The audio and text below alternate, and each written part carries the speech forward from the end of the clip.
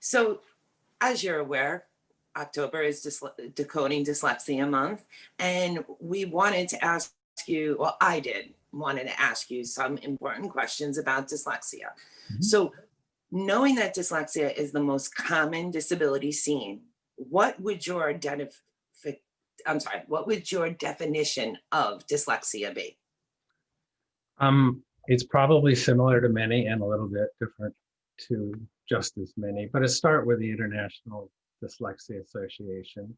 And I'm not going to read it, but they look at dyslexia as a specific learning disability. And under IDEA, that's where you'll find the word dyslexia with specific learning disability. But the definition itself doesn't go far enough in explaining the components of dyslexia. Like most definitions. I mean, if I said autism, it's basically communication, it's not enough information. So then I look at the essential components of reading, and I think that's where it gets operationalized, and that's what we look at or look for at, when we're trying to get a definition and understanding of what dyslexia is. So we're looking at phonemic awareness, phonics, fluency, vocabulary, comprehension, and spelling. And it doesn't mean to me that a child has to have all of those components to qualify under dyslexia. Sometimes I wonder if that's where the difference is. What I tell parents, and I'm backing up here, don't get in a war with the school so that you have to have the word dyslexia there, because it's those components of reading which do define dyslexia that you have to then have to explain what dyslexia is. So focus on those in the assessments and build your IEP based on those, not on the word dyslexia. Did that make sense? It does. So, with that, how important is it for parents to understand, the evaluation that's coming from the school? Like you just said, don't stress on it being a diagnosis of dyslexia, right? It Right. could be an SLD in the area of reading. What is important for the parent to look at in those evaluations? That's a really good question because it further expands on what I'm talking about. What we're looking for in the evaluation is for parents to understand, and maybe I'm jumping a little more widely here, but if let me do it this way. The problem with reports, and I went through this too, way back when, and then for a long time, and I've been doing this for years, and it really is that the reports themselves are not clear. And I think what's important too is because they're not clear, they're not written for you, they're not written for me. Then who are they written for? They're written for other professionals. And so you've got that vocabulary that's so high. And so the first thing is ask questions. That's always the rule. Ask questions until you understand. But I think because, I'm sorry, I've got three thoughts here. Because the reports, somebody you can talk over you because you don't understand what the components of the report mean. That's what I'm really trying to say.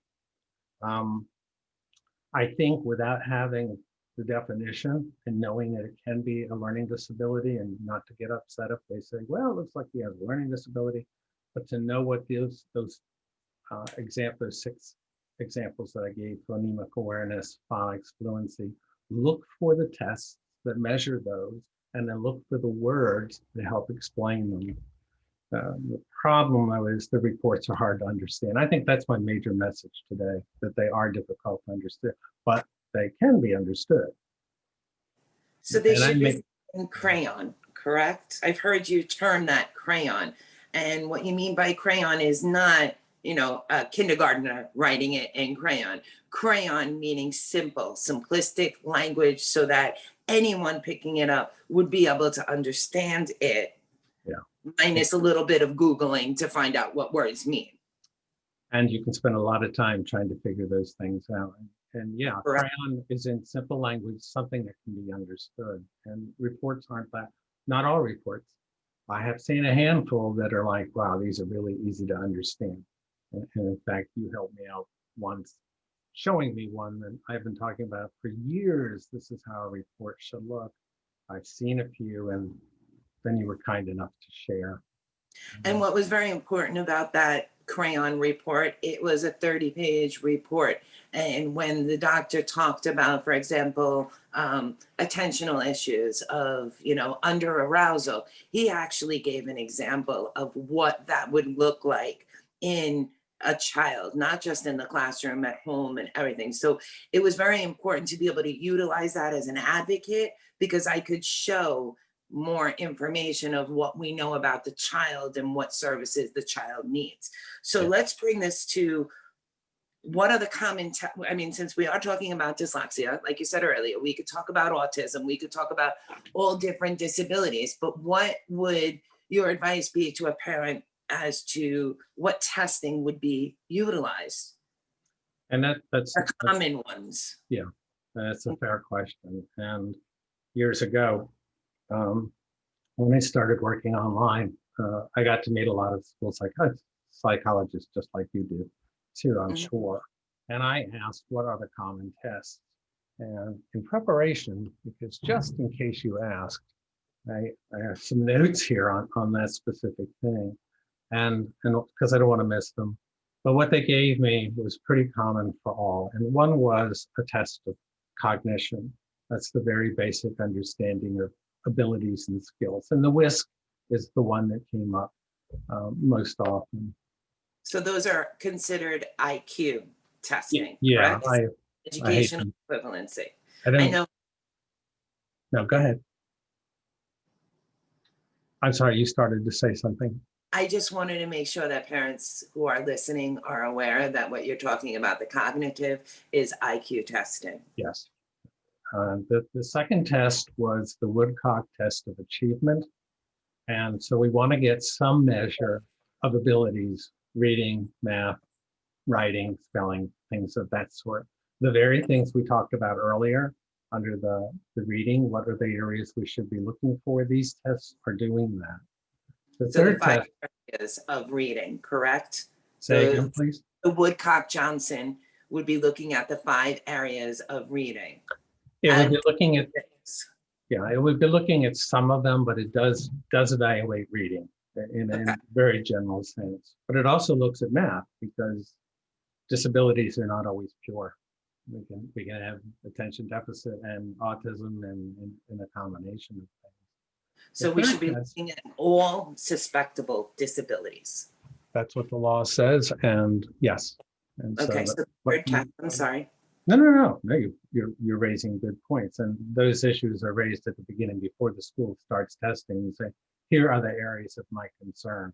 That's why those 6 points might be really, really important to say, I would like you to look at this, this, and this. You don't have to understand what they mean. You don't have to be an expert, but you can say this, this, and this. The other area is test is, and I'm closing people's videos because I'm trying to save. This is what you see me doing here. I don't know. No worries. You can take a minute to adjust the tech. Yeah, I turned off the doorbell, so you're not hearing that anymore. Yeah. I did a real quick intro. My name is Sue Safko. I'm with Decoding Dyslexia Florida. We're up to 80 people now. I think we have 100 max, and we've got a lot of new faces, so that's exciting to see. Just quickly, a couple of the questions. I know we're going to get to them at the end, but we'll kind of triage a few of these. Penelope from Connecticut was asking about category. And I think basically that's what Vaughn is saying, like, don't fight over calling it dyslexia or calling it a certain category. The ultimate goal is to get the appropriate services for your child. So whether they qualify, so basically dyslexia is not one of the 13 eligibility categories. So it would typically fall under SLD, and it is a SLD in reading. Not too many states have drop-down menus at this point to tell us, is the learning disability in the academic area of reading, writing, math, or all? Some kiddos might show up as the eligibility category of speech and language impaired, and some for OHI. So the point is, like, let's look at the specific needs and not get too bogged down on what we're calling it. So again, for dyslexia, we're typically looking at phonology, oral reading fluency, and those types of issues. We have a couple other questions that are a little bit more off on a tangent, so I'll save those for later and hand it back over to you. Thank you. Okay. Thank you, Sue. That was very important clarification that needed. Like, we should not get stuck on the diagnosis. We should be focusing on the child's needs. So we had the Woodcock-Johnson. Right. We start with the IQ test, then we look at achievement tests, but we also look at the phonological processing, which again Correct. was one of those. And the CTOP, this is why I wrote it down, comprehensive test of phonological processing is perfect for assessing the phonological processing clearly. So CTOP is regularly used. Another is an option. It's called the CELF, C-E-L-F. It's the Clinical Evaluation of Language Fundamentals. We know that dyslexia is a language-based disability. So the CELF will look at more areas. It'll look at receptive language, expressive language, and other components. So we're not ignoring the fact that it's a language by not assessing that area. One of the others is called the GORT, G-O-R-T, and that's the Gray Oral Reading Test.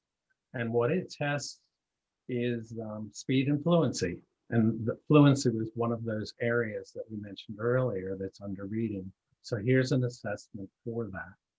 The last one isn't too regularly used, and I don't see it in every school evaluation, but it's the RAN/RAS, RAN/RAS, and it's the Rapid Automatic Naming Test. It's looking for processing speed. And what it does is looks at how fast the child can identify letters, numbers, colors, and objects. So now we're looking at processing speed in a number of ways, phonological issues, phonemes, and achievement, and the IQ test as a basis.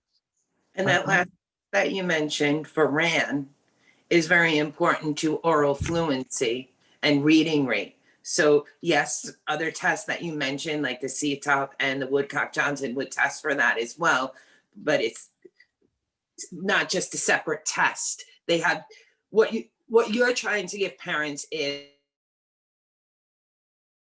that you would recommend. So now when we have these recommendations and the school district does that comprehensive evaluation, right? Yeah. And we're looking at these test scores, and all we see is numbers, and all we see is mass confusion. How do I make sense of the test scores?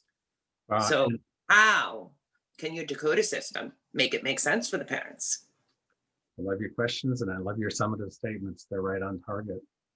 The problem is, again, as we were talking earlier, Kerri, was that the ability to understand the tests, because they're not written, and the test scores. So what is important to know is, what is the purpose of that test?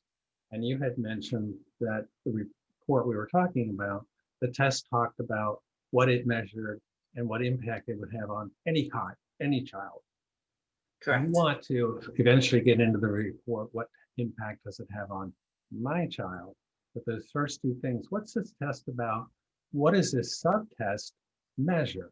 And what impact, if it's low, is it going to have on my child? You want ability to understand that. Reports aren't written that way, but you can ask. The other confusion part, and I'm kind of answering in reverse of the negatives here, are the test scores themselves. And I've seen them, and I know you have, I know Sue has too, and a lot of our parents and participants today, where in the same test, they'll report scores of standard scores, scaled scores, and percentile ranks. And you're trying to figure out, what do these mean? How do I even compare them? Because they're totally different measures. That's problematic. You need a degree on that, like a statistical degree on how to calculate those formulas. Or you can have a chart that does the. Or could do it for you, right? Or, or you can come see me or you or others to have the explanation. But as they stand, they can be very complicated. But there is a solution to this. And lastly, you want to see in a report a relationship between the test, the subtest, any recommendations, any conclusions that are drawn, and any recommendations that are made. And I say that because I've seen assessments, in particular, independent evaluations, because schools don't make recommendations, will be I have even seen 2-3 pages of accommodations, and you go, what is this? Well, and I'm serious, this one just scared me, and I may have shared that with you once before, but there was no relationship between those recommendations, accommodations, and the test scores. That's what you need. So if you have an understanding of the test scores, what they measure, what they're saying is impacting your child, then any recommendations made either at the IEP meeting or in an IEP will say, I'm recommending this because. That's pretty much how you write an IEP. I'm writing goals based on what I know of the child, based on data, whatever it might be. And I'm saying these are the services that need to be provided.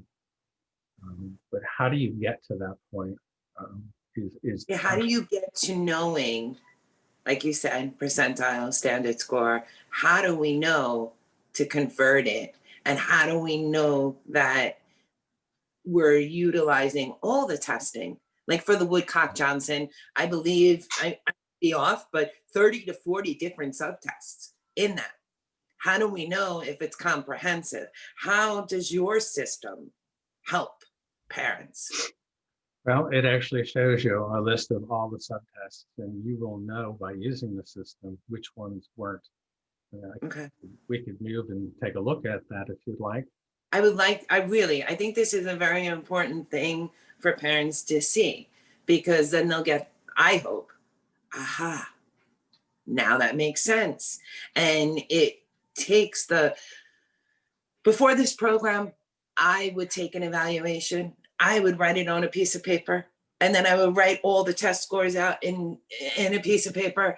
And then that would take hours and days. And then if it was something I didn't know, I would go and say, okay, well, what is this subtest testing for? Google was my best friend. And I would look at all this information to see, what I could gain from it. But if I had it in a systematic way where I could see my child or even my children that I advocate for as a professional, where their highs are here, their medium skills are here, their lows are here, because it would make it so much easier to present it in that way. And from what I'm understanding of your system, which I'm a big fan of, it does that. Yeah. So would you please show us how it does that? And I'm very excited to show everybody this. Really, this is just an amazing opportunity to see this. So. And to add to what you were saying, I did that too. And then we tried Excel, and that became very complicated.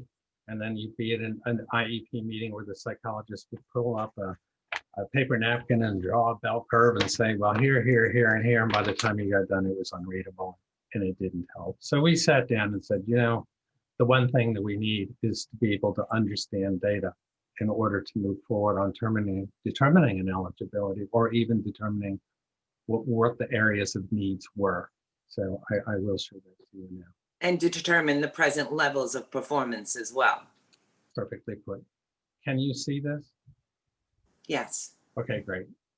So I'm going to show you how simple the report is. And it really requires you, one, we have to have the test in the system. And I would think we are approaching 65 or 70 different commonly used tests.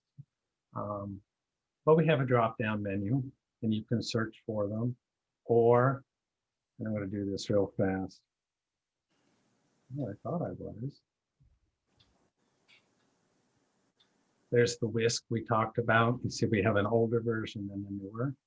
And I just picked the date that the test was given. And I add the test. The program works this fast. And what you see is the test name, But the very issue you just raised was, oh, what do I if I don't know how many subtests are in there? This program lists them all. Sometimes they're not all used, and that's fine because they might have measured that area someplace else. But once you see that it's missing in your head, you're saying, I might have to ask a question. Why didn't you, for example, evaluate comprehension?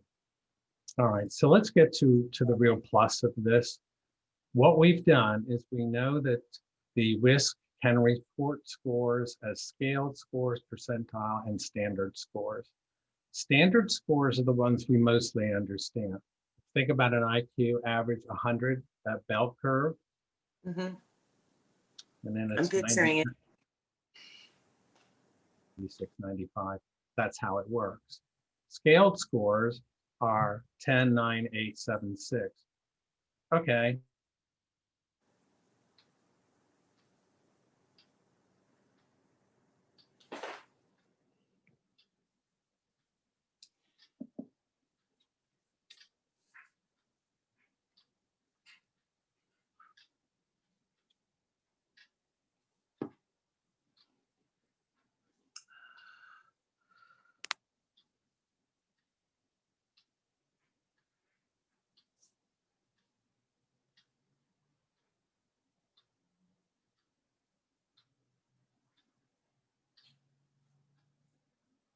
I don't know if you can hear me. I think we're having technical difficulties Yeah, with. I think Vaughn is. You and I are actually good. He's frozen.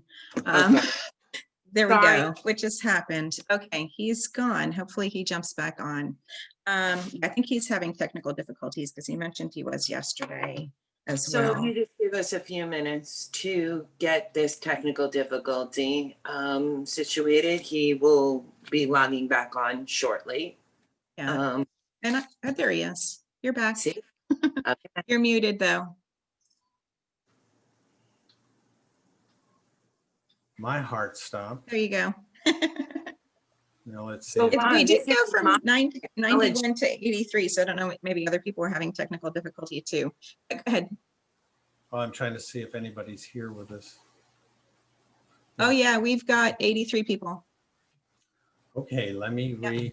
Do you want to go back to your screen share for the software? Yes, I would like it to work. Right. I need to call it up, so just give me a second. It crashed too. No worries. So while Vaughn is bringing up his decoder system, we were looking at a educational test of the WISC. We were looking at the different subtests of it, and we were about to put in some scores so we could see how this system does the magic for you. So you don't have to do what I was doing and getting a piece of paper and being a statistical major or a mathematician. This makes it easy where you could put in a scaled score, percentile, or a standard score, and it will convert it for you. As soon as Vaughn is ready to do that, he will show us. Okay, I tried to, according to where I am, you should see the shared screen. Are you not seeing it? Yes, we are seeing it. Okay, good. Well, in the process, it cleared everything we were doing, but you saw what it was doing for us, was doing that conversion. Like I said, I can send you the conversion chart. In fact, I think, Kerri, you have it as a backup. Yes. But it's cumbersome. And It then is. this is not. So that's as much work you have to put in. And as I said before, responding to your question, you notice in the test, they do processing speed and working memory, and these are important. And I'll explain them in a minute, but it's a starting point. So I'm going to go to, let's see. I'm going to go to a report that was completed, and I'm copy and compare two other functions we have here, so you can compare tests year to year to look at differences, which is a plus. But what I want to point out to you now is the Wechsler's black, the gray oral is in green, orange, and so forth. This comes in handy in the following first report. Each test is a different color. Yes. I And know. there's a reason for that, which we will see next. Yeah, how do you separate black dots on a, okay, this is the first report, and it's very simply put, it shows the range of scores that this child obtained in each test. And you can just look and say, oh, 110 to 80. Immediately, because you know, this presents a problem. This young lady has very high skills, average skills, and very low skills. And that's just important to say, wow, I wonder if there's always a range of test scores or if they even out. The majority of people's test scores is somewhere around the 100 range, or they'll cluster on this end or they'll cluster down here. But this little girl, her range was very large. So then when we're looking at the ranges, then we're looking, if the range is wide, then there's a possibility of a disability in that area that the test is testing. Correct. So under the IQ, which is a many subtests, we know that she's got strengths in, well, picture concepts, whatever they are, similarities, whatever they are, vocabulary, but picture span, coding, digit span, block design are not so good. And that's what we see immediately here. But this is just a starting point.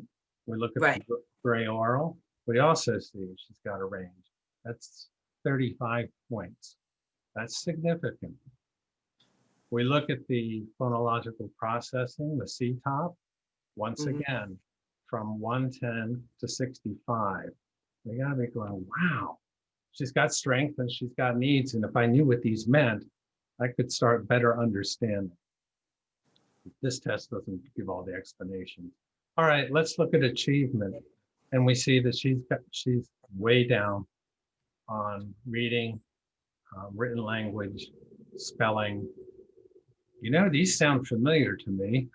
Oh yeah, that definition we were talking about of dyslexia and the areas of reading, she might be qualifying for that.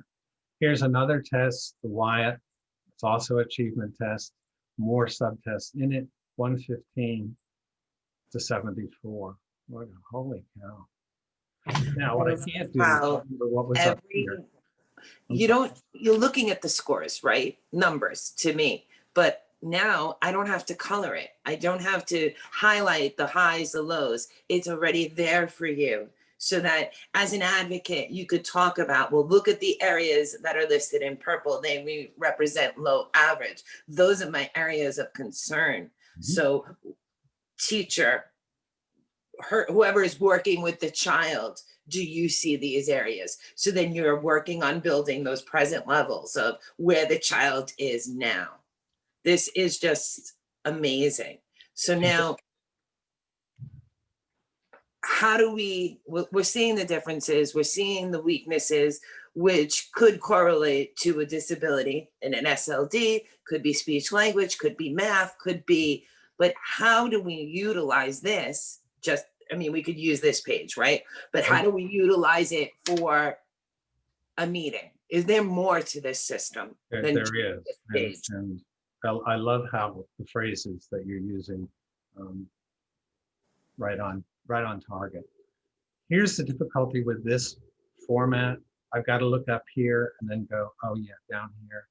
Is there math subtraction? No, I've got to go up here. I can't use it for comparative purposes. It's very hard in this format, but it does exactly what you said. People go, whoa, I didn't realize the range of skills were all over. So here's what I think is the more important. Now we're down here. And I want you to know the system runs this fast as long as you don't crash.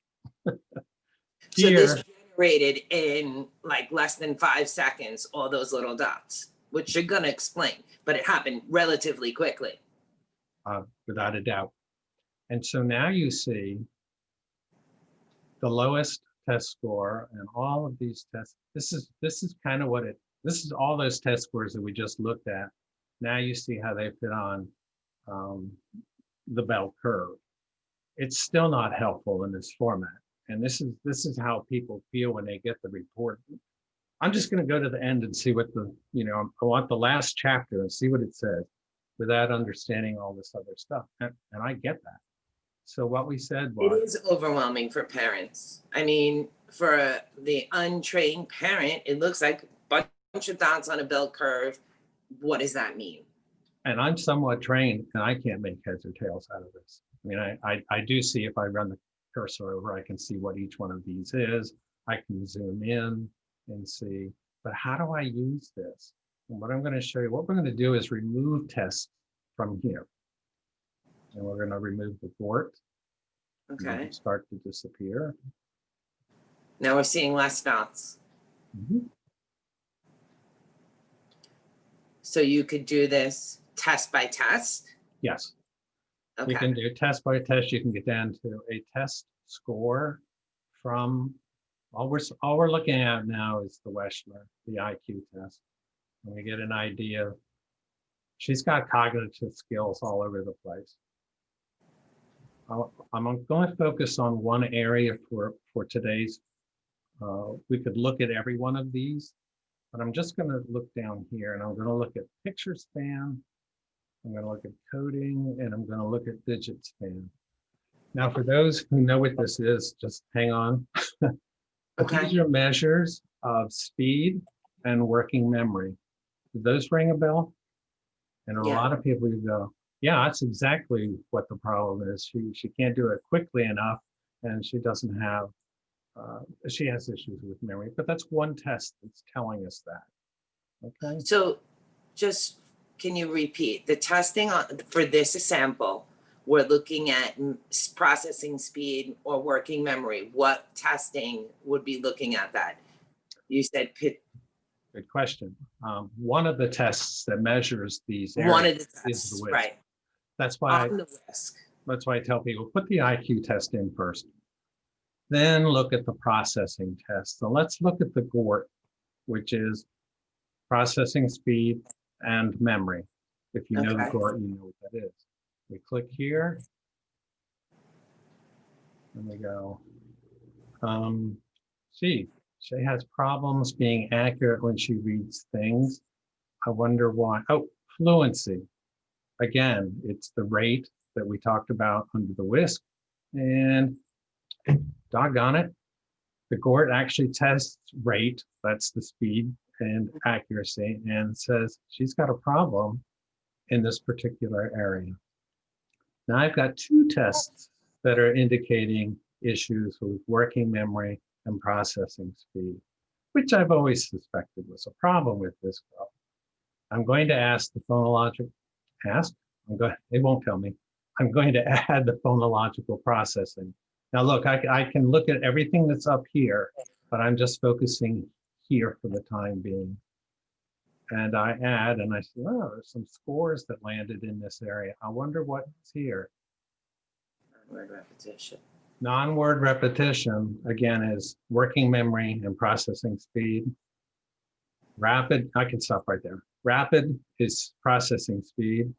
And rapid, I can stop simply. So now I've got three tests that are clearly saying this child has a weakness. I'm just focusing on processing speed and working memory. Wow, they're clustering together and they're giving me a lot of information. It gets kind of hard for somebody sitting over there to say, I don't think she has a disability.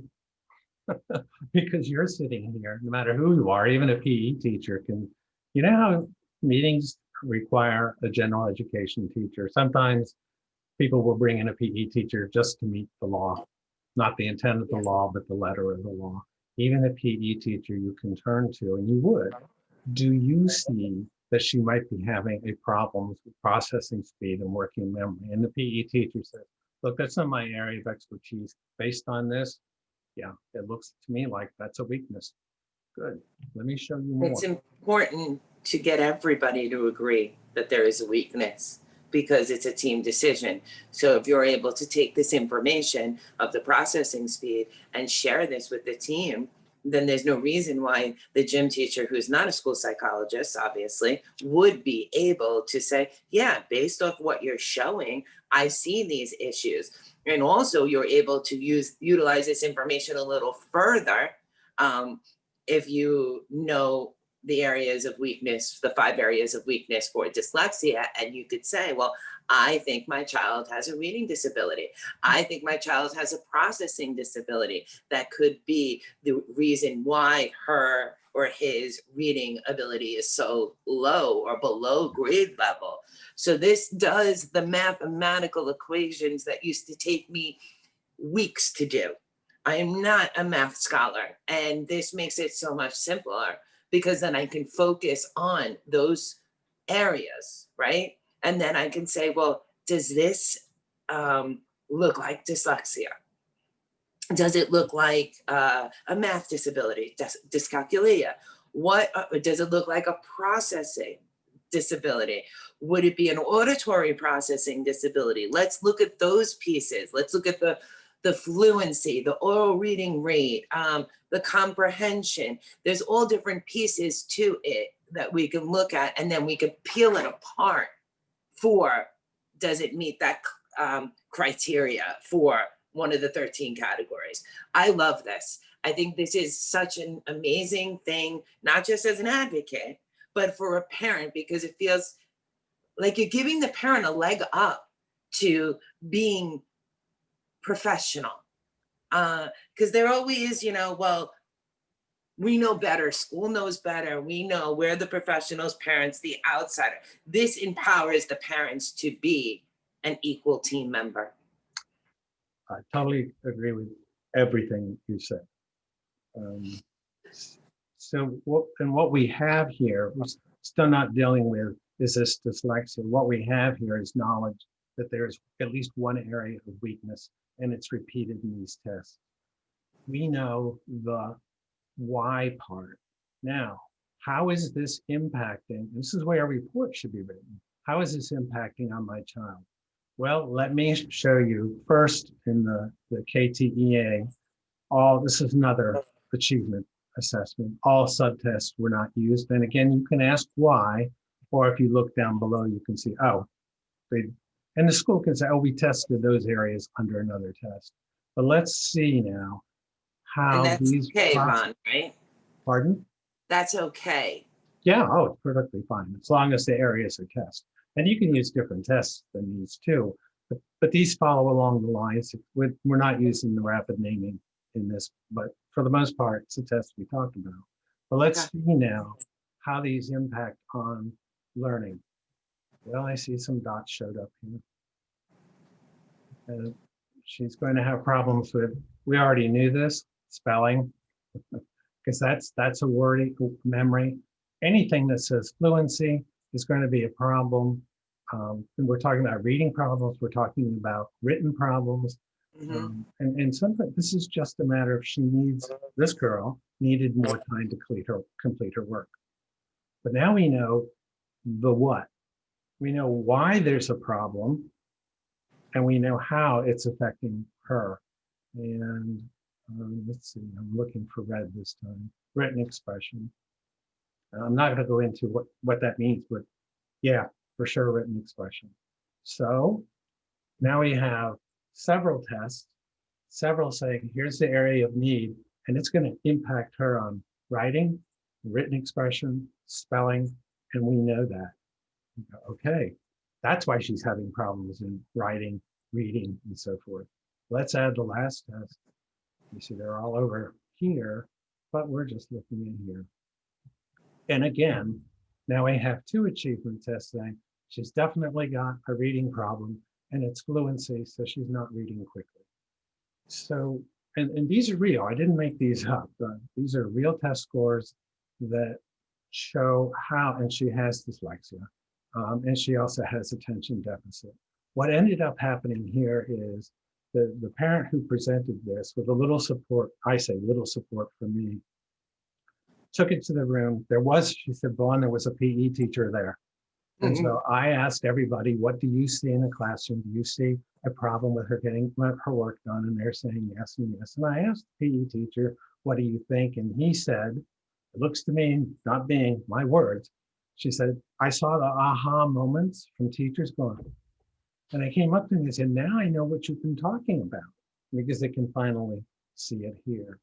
Not only that, she had been given extra time, but she hadn't been given any training on what to do with the extra time. And you know the kid I'm talking about. You take them out, you put them in the room, and they sit there and go, what am I supposed to do? Well, they realized what they had to teach her to use, what skills she needed to use that extra time for reading assignments. So, and this would drive the intervention, or at least as the advocate perspective, when you're seeing these weaknesses, what, like you said earlier, is you need a goal for each weakness, right? Or each deficiency. And that would help drive the services of what the child needs as far as goals. And I was watching the chat and people are asking, can you do this for any test as long as it's in the testing system that you have? Yes. Okay. Can we do comparison from 2015 and then another one in 17 and then another one in 2020?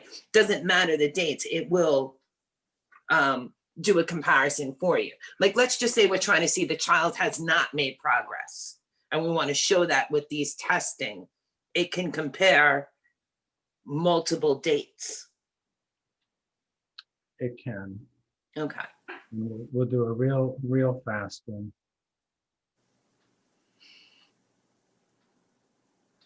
You know, this up here, it says, compare this to what? It has to be the same version. You can't use a WISC 2 and compare it to a WISC 5. Okay. For a lot of reasons. So we're using the Gray Laurel 5th edition, one from one date in 2011, and then this child had it redone in 2016. So, and we can compare, but I want to show you this, that we can show or hide any test. You had talked about that before, and I hadn't shown that happens, so you can. And we can talk about comparisons. There are problems with compare. I don't think we have time to get into it. Why? I'm going to tell you, this is okay. I'm going to tell you that accuracy on the first test and accuracy at the second test are okay, but I can't explain why, because it takes a little bit. This child is actually making progress. Just, I personally can't explain it here. It takes 3 minutes. It would take hours. 3 minutes and I can explain it to you. Oh, that's how that works. But to answer your question, you can do comparisons. Now imagine if you did the WISC with the 20-some tests and 20-some tests, it gets very cumbersome very quickly. Yes. But that's why you want to focus down and say, oh, let me see what processing speed was 3 years ago and where is she here today? Is she losing ground or making progress? So I can do that with any test. And then I see you can print the page at any time. Yes. Or you can simply save what you see here as a ping, as a graphic. So if you happen to be an advocate and you're working to write a report, you can. But this was really made, and that's the one point I'm making, and I think I'll stop talking. This was made to be shown on a screen to the whole IEP team, because it can be projected at the school. And I just lost it. Hang on, just give me a second. Oh, so Mom is showing these test scores that we were looking at. The psychologist says, where did you get these? He didn't recognize they were test scores from the test he had done. Really? That was amazing. And he said, can I see your laptop for a minute? She said the whole meeting focus changed from their needs, mine, to my child's. And so that's why the child got the services and so on and so forth.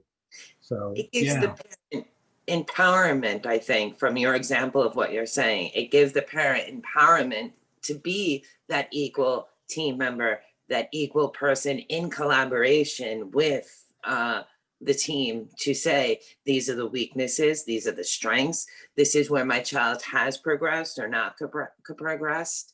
And it gives them, I love the fact that I don't have to do that math anymore. I love the fact that if I'm working with a client and I want to quickly compare last year's test, 2 years test difference, and then I can show this to the parent and I can just take a picture of it, right? Print out the page and put it in my report for my parent so that they can see.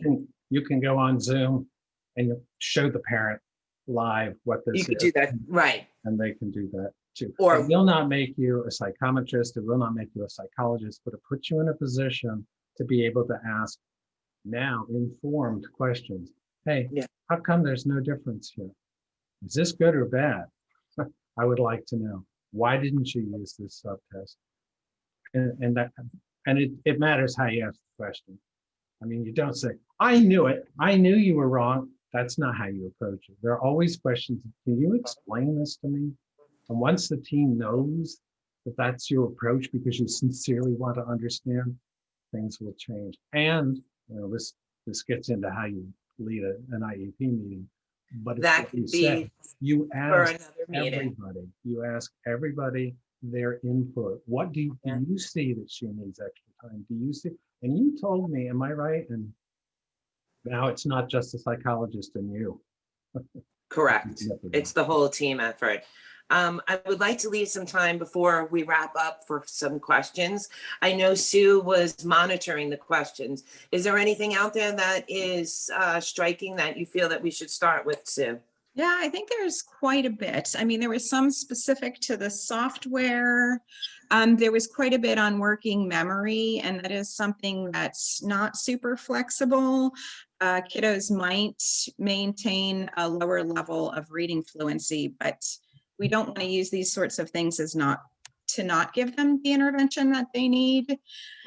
Somebody mentioned they have a 7th grader reading at a 3rd grade level. And is it too late? So I wanted to assure you that it is not. She can still improve. Absolutely. Right? I mean, there may be some, dyslexia is lifelong. So there may be some issues with word retrieval and whatnot, and the oral reading fluency may never completely close, but she can still be successful. And someone had asked about how much improvement should be expected. Well, if you have someone with a learning disability, you are aiming for more than a year's growth in a year. I think that's the simple answer. If you're not getting that, you need to look at what the intervention is. And it's a long time to go by to, change gears. The more specific questions on the software were cost. If they get it, can they share the data electronically? And also, if Clarice is here, if you want to think, we have people from Ohio, Tennessee, Nebraska. Clarice is with Decoding Dyslexia Nebraska. So if you're listening, I thought maybe I would unmute you in a bit in case there's any points that you think we might have missed that you might want to touch on. Hi, Clarice. We know each other. I think she might have left. Sorry. She does that to me too. I'm going to start taking it personally. Sorry, she was there a minute ago. Okay. The cost, so you get to know all kinds of people. The cost will vary. As a single record, it's $40. But if you're an advocate, the more you purchase, the price goes down to like $5 or something. It's very reasonably priced. The second thing was if you have access, this is internet-based. So you can be, as long as you have connection to the internet, you can call up this report. This report is always yours. Nobody else has access to it because it's password protected. You might like to know the data are encrypted. In fact, we're going through that process again right now because we changed to the website of IEP Help because it was a lot easier to remember than specialeducationinterpretarsystem.com. It's a mouthful. But the beauty of it is you can look at it anywhere. You can, just like I'm doing, do this remotely. So if you're an advocate like Kerri, so you don't have to run up and down the entire state. You can present this anywhere. as an advocate, be at the meeting, or the parent can, or you as a parent can show it anywhere. Were there other questions to that? Kerri says she disappeared. Did I hit them all? So if there's anybody who wants more information about Vaughn's program, you could go to his website, iephelp.com. Did I get that correct, Vaughn? Perfectly. And if you would like any more information about advocacy or understanding and making sense out of this testing, I saw a lot of questions about working memory. I saw a lot of questions about comprehension. That is an advocacy course. This was just a tool that Vaughn was sharing to make the test scores simpler for parents, advocates, all professionals to understand in a more systematic way. If you would like more information about anything else, please email me at kerriperez.advocate@gmail.com, and I will make sure to filter the questions to the correct people. I have to make a terrible announcement. Oh, no. I do not have this recorded. When we came back on, I forgot to record it. I think we're good. I actually clicked it on my end, so I'll take a look at that before sharing it. But Oh, yeah, because you I did it. saw it as an option over here, so I went ahead and did it. I'm so proud of you and relieved. And yeah, I can. Oh, thank you, Sue. No And problem. thank you for the invitation. And Sure. like I said, Thank you for allowing me this opportunity to interview Vaughn. I look forward to doing more of these with Decoding Dyslexia with Sue. And if anybody is interested in something and wonder if we do have something coming in the future, send me an email. I'll get you on our list. So when we are going to do something in the future, you will get a private invitation from myself or Vaughn or Sue if there's something coming in the future. Yeah. I also wanted to mention too, like just making sense of the numbers and the words that we hear in these child study team meetings. But you do need to be concerned of phrases like low average, because you could have a kiddo at, 85, it sounds good, but it's the bottom 16th percentile. So 94% of the kids are able to perform better. So, be a little leery of those low average and really dig down deeper. We did have some questions also on ASD and reading and writing, and I think we're still looking for the same deficiencies. If their oral reading fluency isn't accurate, if they need a writing intervention, it's still, regardless of their primary disability, we're looking at that data to show there is a need. may I add to that, Sue? Please This do. program will not make the decision of whether a child has a disability, then it won't write an IEP for you. Correct. It will give you the information so that you can make an informed decision. And put it into a way that parents can understand it where the test scores are. I love that color page where it shows you the average, the below average, and it shows a parent, not necessarily it's not going to diagnose, as you said, but it's going to show strengths and weaknesses. And what you need to know for the strengths and weaknesses is there is a strength, there is a weakness. How do we get that weakness to be more of a strength? And if you're looking at dyslexia, you look at the 5 areas of reading. If you're looking at other disabilities, this is the criteria is federally, right, under IDEA, what each disability criteria is. But then the states also sometimes have a different or more elaborate way to explain the criteria. So it would be unprofessional of us to say that this test shows this disability. If you are looking for that information, we can do this in a different format. But this was just information on how to make sense that you can make the informed decision as a parent. Oh, my child has this weakness, my child has this strength. Instead of, just being presented with something that you don't know. It gives you the opportunity to see the scores as they're presented, and then you can do your research on rapid naming, oral fluency, whatever you feel it is a weakness of your child, so then you can become the best advocate for that particular deficit. May I add sorry, this is ahead. not just for parents. educators are not coming with degrees in psychometrics. So Gotcha. this is learning for them too. And they do really go, I get it now. So, And then a teacher, right? yeah. School psychologist, a teacher, a principal, the person who's in charge of special education, administrators, it make them be able to see who is in those areas of weaknesses that need to be addressed. Shannon is on today, and she mentioned in the chat that it's an excellent reporting system. I would have loved access to this when I was a special ed teacher. I had to decipher so many reports. Yeah. So yeah. I wished we had created it years ago, because I'm with you.